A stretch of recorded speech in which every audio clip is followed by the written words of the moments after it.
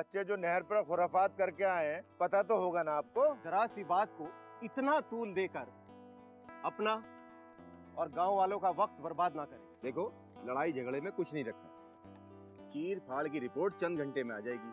पता चल जाएगा कि भैंस मरी कैसे है। ग्रीन हाउस, पॉली हाउस बनाने का क्या तरीका है? और भैंस की मौत पॉलिथीन की वजह से हुई। और आप लोग बाहर आइए, जल्दी बाहर आइए। टक बक ताता थैया, पॉली बैग को नाना भैया।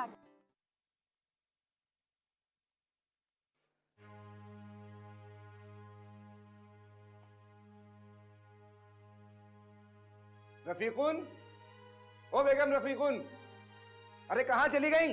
जी आई। ये क्या हुआ? इस कदर शोर क्यों मचा रहे हैं? सुन लीजिए अपने साहबजादों की दास्तान। आखिर हुआ क्या है? क्या कर दिया इन लोगों ने? अरे कुछ बताएंगे भी या यूं ही खामखा चिल्लाते रहेंगे? तुम्हारे दोनों साहबजादे स्कूल से भागकर गोताखोरी करने लगे नहर में। क्या? हाँ। अल्लाह। अब स्कूल वाले मुझसे पूछे हैं, बल्कि गारंटी मांग रहे हैं। गारंटी? आखिर किस चीज की गारंटी? यही कि आइंदा नहर पे जाने की गलती नहीं करेंगे। तो दे दीजिए ना गारंटी, बच्चे हैं। करने लगी ना हिमायत। लो, अब इसमें हिमायत की कौन सी बात हो गई? अरे बच्चे हैं, गलती हो गई, आइंदा नहीं करेंगे, हम समझा देंगे इन लोगों को। क्यों बच्चों? जी, हम आइंदा नहीं करेंगे। मुझे इन पर एतबार नहीं है। अल्लाह। सरफराज मियाँ, बच्चों पे एतबार नहीं करोगे तो फिर किस पर एतबार करोगे? रहीम भाई क्या बताऊं, तंग आ चुका हूं इनकी हरकतों से। हर बार कोई ना कोई नई शैतानी। सरफराज मियाँ, ये उम्र ही ऐसी होती है। तुम अपनी शैतानी भूल गए? याद है तुम्हें? मदरसे से भागकर तुम अब सलीम के बाग में पेड़ पर चढ़कर चुपके आम खाया करते थे। रहीम भाई, और भी तो सुनो, आरिफ की बकरियां खोलकर भाग जाया करते थे। रहीम, अरे वो याद है। अरे करीमुद्दीन की मुर्गियों की अंडे चुराकर। और अरे रहीम भाई, खानम के। अरे रहीम भाई, क्या बच्चों के सामने कुछ भी कहते चले जा रहे हो? अम्मी, अब्बू तो बड़े शरारती थे। अपनी शरारतें भूल गए। तो कर दो, अब दस्तखत कर दो।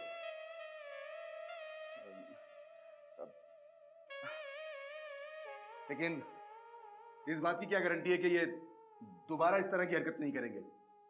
इनकी गारंटी मैं लेता हूं। मैं मानता हूं कि इन्होंने गलती की है, लेकिन दोबारा ये ऐसी गलती फिर नहीं करेगी। तुम कहते हो तो मैं दस्तखत कर देता हूं, मगर क्या? आइंदा इन दोनों की कोई शिकायत आई तो शिकायत करने वालों को मैं आपके पास भेज दूंगा। मुझे मंजूर।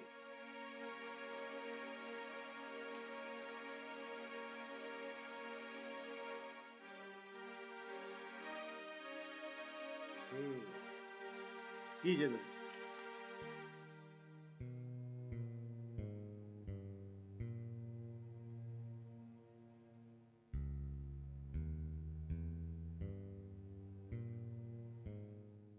शुक्रिया रहीम चाचा, आपने एक मुसीबत से छुटकारा दिला दिया। अच्छा, कोई दूसरी और परेशानी भी है? जी हाँ। हाँ, वो भी बता दो बेटा। अरे अच्छा, कहीं तुम ग्लोबल वार्मिंग के बारे में तो बात नहीं कर रहे? जी।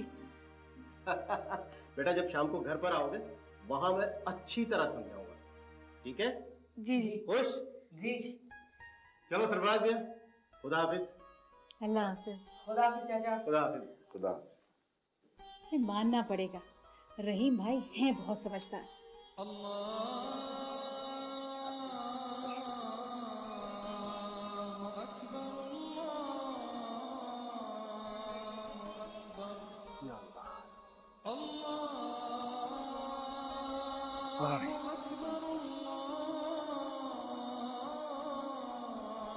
इन दोनों को इस तरह देखकर कौन कहेगा कि ये स्कूल छोड़कर नहर में गोताखोरी करने वाले शैतान बच्चे हैं।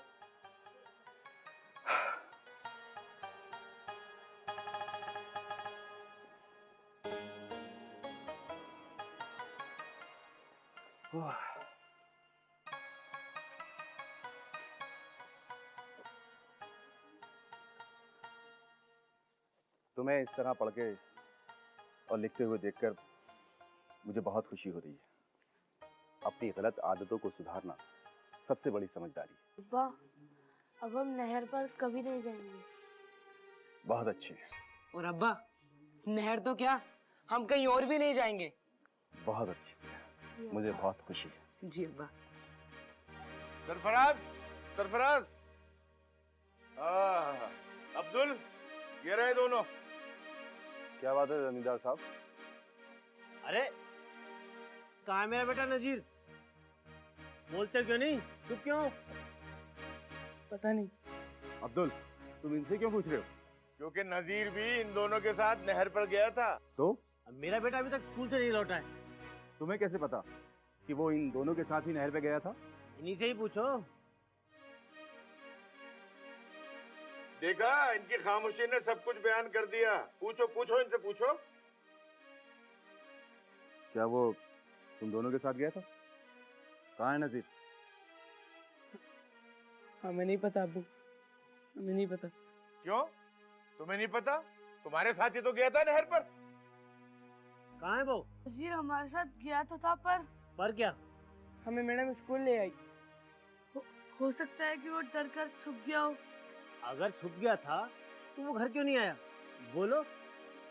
अब इस बारे में हम क्या कह सकते हैं? नहीं नहीं नहीं नहीं, कहना पड़ेगा, बताना पड़ेगा। जब नजीर को तुम अपने साथ नहर पर ले गए थे तो उसको वापस लाने की जिम्मेदारी भी तुम्हारी थी। बताओ, कहाँ है नजीर? मैंने बताया ना आपको, हमें मैडम स्कूल ले गई थी। और फिर हम उसका हाथ पकड़ के थोड़ी लेकर गए थे, वो भी खुद आया था मोहसिन की तरह। सरफराज, बात बहुत आगे बढ़ चुकी है। पुलिस में रिपोर्ट लिखवाई जाएगी। जमींदार साहब, ये क्या कह रहे हैं आप? पुलिस किसके साथ कैसा सलूक करे ये सबको पता है।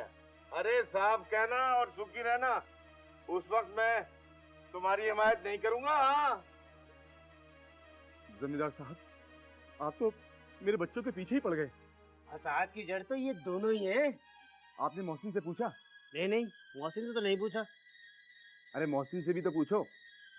ये दोनों तो स्कूल चले आए थे और वो सब नहर के पास छुप गए थे। इन्हें क्या पता कि वो कहाँ गए? सरफराज, दलीलें देने की जरूरत नहीं है। मुझे तो लगता है मोहसिन भी गांव में नहीं है। मैं कुछ नहीं जानता, मुझे मेरा बेटा चाहिए नजीर।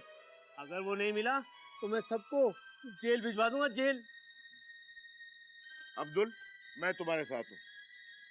इन दोनों बच्चों ने गांव का माहौल खराब कर रखा है। मेरे बच्चों पर इल्जाम मत लगाइए। अच्छा, तो फिर और किस पर लगाएं? अब्दुल, जब तुम्हारा बच्चा सुबह स्कूल गया था और वापस घर नहीं आया था तो तुम्हें स्कूल में तहकीकात करनी चाहिए थी। स्कूल के भी कुछ जिम्मेदारी है। आप दोनों बच्चों पर राशन पानी लेकर चढ़ गए। सलाह और सफाई देने की जरूरत नहीं है। अब मामला संगीन है। नजीर लापता है। मौसिन कहाँ है? कहीं मोहसिन तो नजीर को आप अंदाजा बहुत जल्दी लगा लेते। तो बताता क्यों नहीं कि ये मोहसिन कहाँ है? हाँ, मेरे बेटे को मौसिन ही ले गया। जमींदार साहब, इसका उल्टा भी हो सकता है। क्या मतलब? मोहसिन बेटा, अंदर आओ।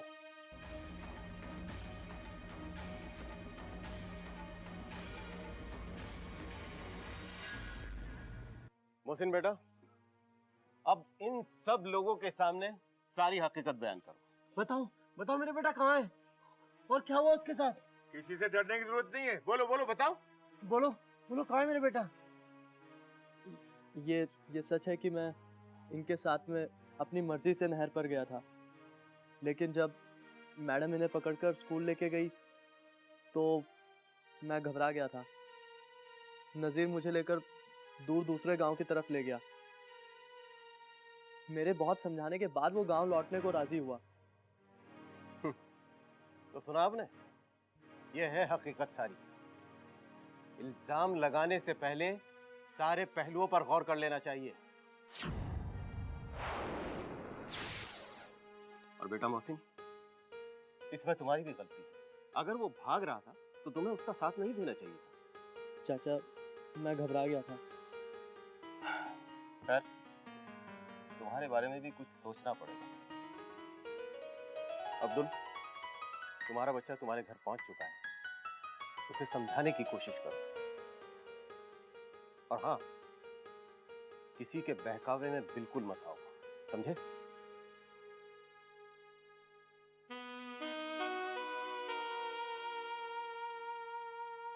अरे हाँ अफजल, तुम आए नहीं? मगर किस लिए? भूल गए ग्लोबल वार्मिंग के बारे में?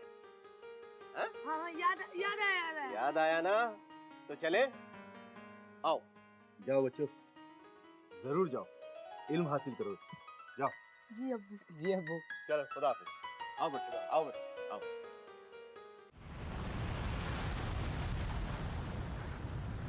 ये हादसा किसी फिल्म के प्रोमो का नहीं है, तो फिर क्या है? बल्कि बढ़ते ग्लोबल वार्मिंग से पैदा होने वाले कल की तस्वीर है ये। क्या? ऐसा हौलनाक मंजर?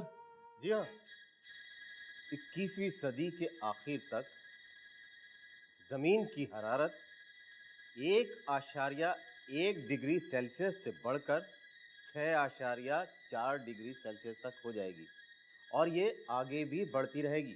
क्या? अगर हरारत बढ़ती गई तो जीना मुश्किल हो जाएगा। हाँ, सारी बर्फ पिघल जाएगी। बारिश भी होगी और बाढ़ भी आएगी। फिर तो तबाही मच जाएगी। यकीन करो या ना करो, समंदर के पानी की ऊंचाई तकरीबन 20 फुट ऊंची उठ जाएगी। फिर तो समंदर के किनारे बसे शहरों का क्या हश्र होगा? तबाही मच जाएगी। इससे पहले कि तबाही हो, हमें कुछ करना होगा। क्या?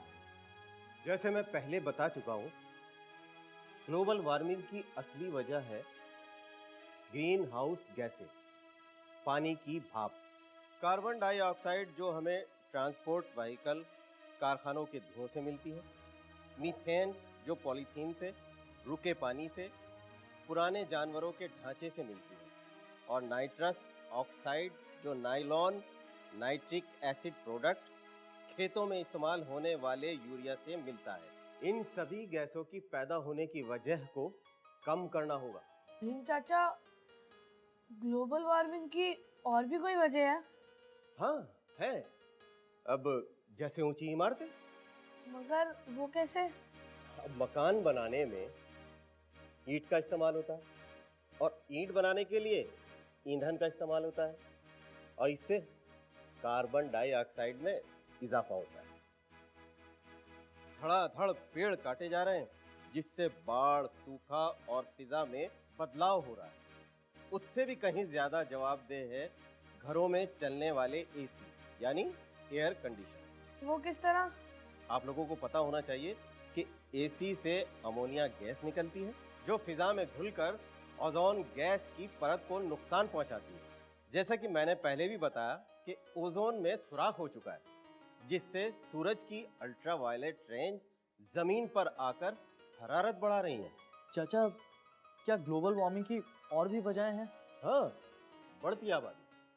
सीधी सी बात है बच्चों, आबादी बढ़ेगी तो जरूरतें बढ़ेंगी। उन्हें खाना, मकान, व्हीकल ये सब दिया जाएगा तो फिजा में गंदी गैसें फैल जाएंगी और उससे ग्लोबल वार्मिंग में इजाफा होगा। नहीं चाचा, आपने तो ग्लोबल वार्मिंग का इतना खौफनाक मंजर पेश किया है, हमारे तो रोंगटे ही खड़े हो गए। चाचा, क्या ग्लोबल वार्मिंग रोकने का कोई रास्ता है? देखो बच्चों, जब मुसीबत पैदा होती है उससे बचने के रास्ते भी ईजाद होते हैं। मसलन जैसे आबादी पर रोक लगे और व्हीकल का कम से कम इस्तेमाल करें।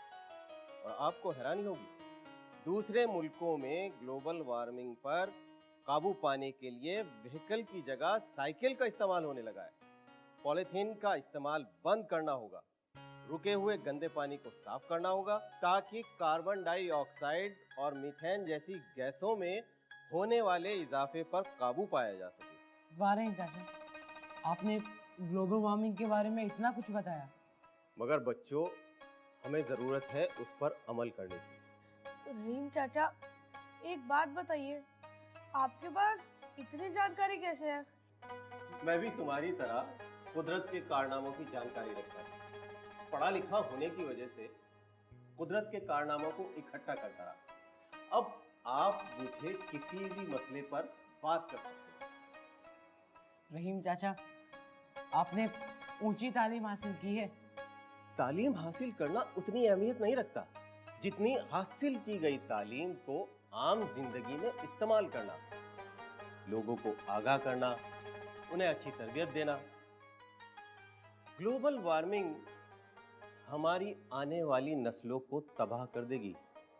हमें गंदी आदतों को बदलना होगा। सही कहा रहीम चाचा।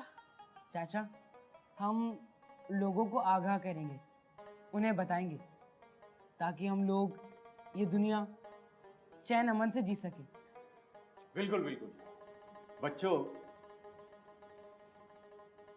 तालीम हमारी सच्ची दोस्त है, हमारे रास्ते का उजाला है। तालीम से हम अल्लाह के करीब जाने, उसको पहचानने और उसके सही रास्ते पर चलने का नजरिया है। एकदम सही कहा रहीम चाचा आपने। तालीम तो जानवर को भी अक्लमंद बना देती है। हाँ, देखा? आ जाओ बच्चों, आ जाओ बेटा।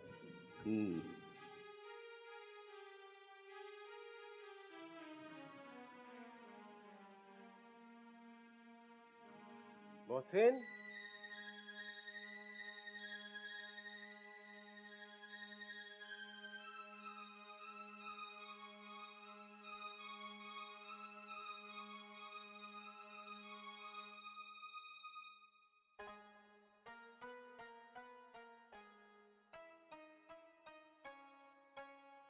मोहसिन, क्या बात है बेटा? तुम इतने परेशान से क्यों हो? कुछ नहीं चाचा, शहर जाने से घबरा रहा था। शुरू शुरू में दिक्कत आती है, लेकिन घबराने की जरूरत नहीं है इसे।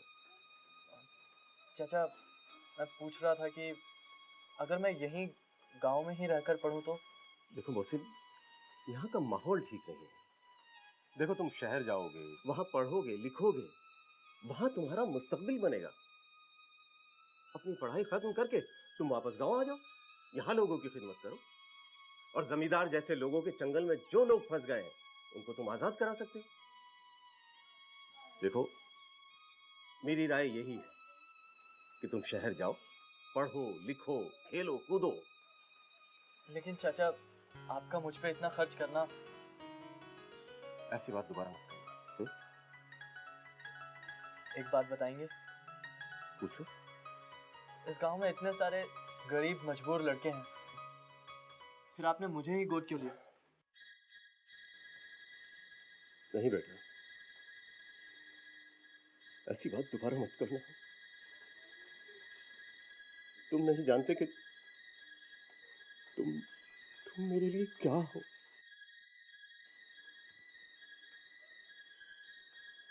तुम गरीब नहीं हो। आइंदा ऐसी बात मत करो। अच्छा जाओ बेटा, तैयारी करो, कपड़े बदलो और जाने की तैयारी करो। जाओ।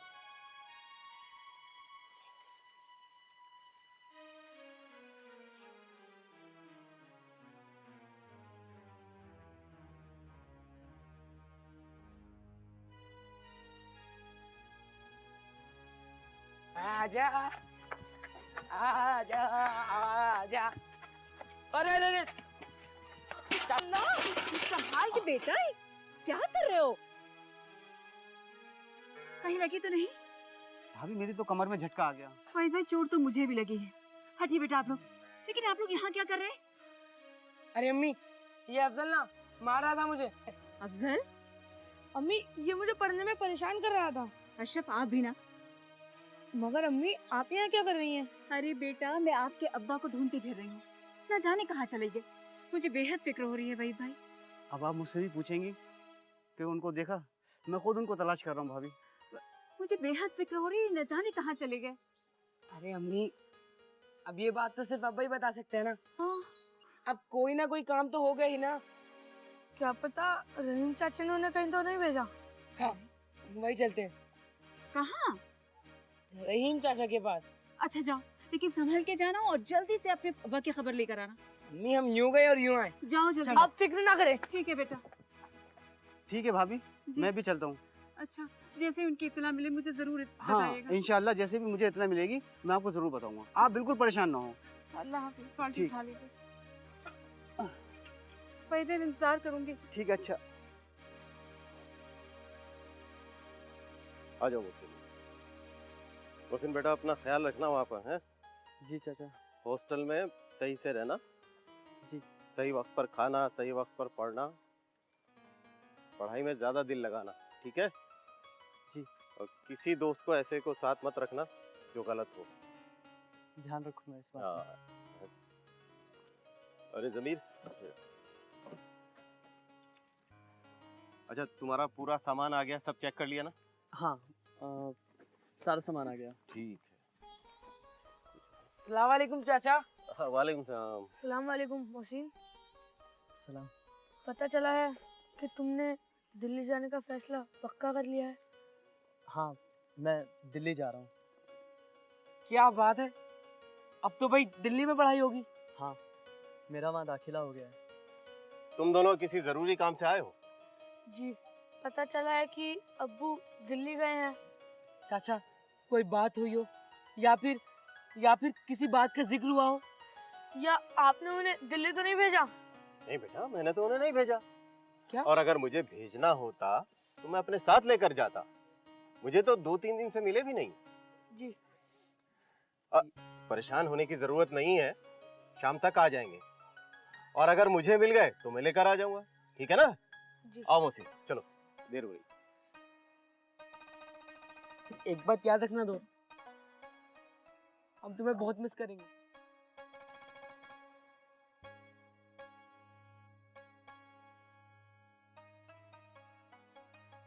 मैं भी तुम्हें बहुत याद करूंगा भाई।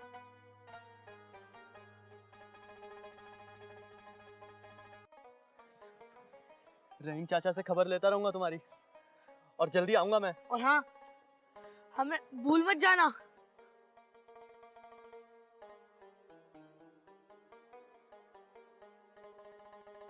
और हाँ, हम हमेशा तुम्हें याद रखेंगे। Bye bye. वाह,